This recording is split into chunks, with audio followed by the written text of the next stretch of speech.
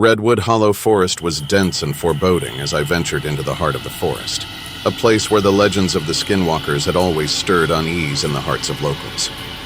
My name is Ethan, and forest ranger with a thirst for the unexplained, and the tales of the Skinwalkers had always captivated my imagination.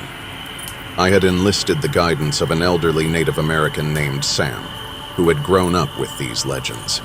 His eyes held the wisdom of someone who had seen the world in all its mysteries and knew the stories of the forest all too well. He had cautioned me to be careful, to respect the ancient traditions, and to stay vigilant. As we journeyed deeper into the forest, the shadows grew long and the silence oppressive. The air was thick with tension, as if the woods themselves were holding their breath. I could feel the weight of the centuries of stories and secrets that clung to the ancient trees.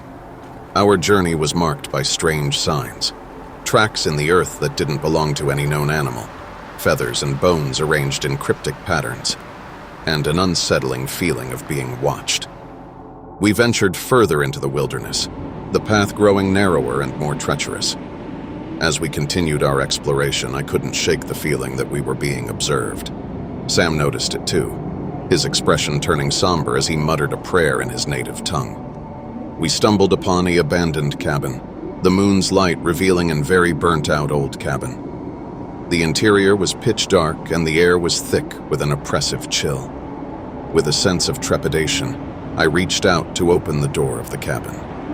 The moment my fingers made contact, a gust of wind rushed through the cabin, extinguishing our lanterns. We were plunged into darkness, and our hearts raced. As we fumbled to relight the lanterns, a presence materialized in the darkness. It was a figure cloaked in a tattered robe, its body concealed by shadows. Its eyes, however, gleamed with an eerie light. My voice quivered as I yelled. "Stay back," I yelled. My voice barely made a sound. The figure's response was a sinister cry. Its screaming felt with anger like no other creature. With a surge of terror, we fled from the clearing, the figure's cry echoing in our ears. The forest itself seemed to shift and twist, the path we had been following turning into an indistinct maze. In the distance, more figures emerged from the shadows, their forms shifting and contorting with an otherworldly grace.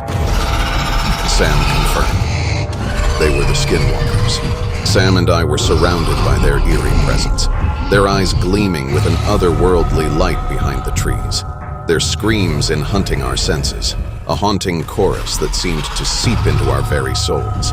And then, with a roaring shotgun blast, the Skinwalkers fled and we were rescued by another forest ranger. He led us to the exit of the deep forest. We stumbled out into the night, the fear and awe of the experience etched into our very beings. The Skinwalkers had proven all too real, and we barely survived the experience. As we walked away from the forest, the distant echoes of the Skinwalkers' whispers still haunted our minds, a traumatizing reminder of the night we had dared to explore the realm of the shape-shifting creatures that had long been feared by those who knew the secrets of the forest.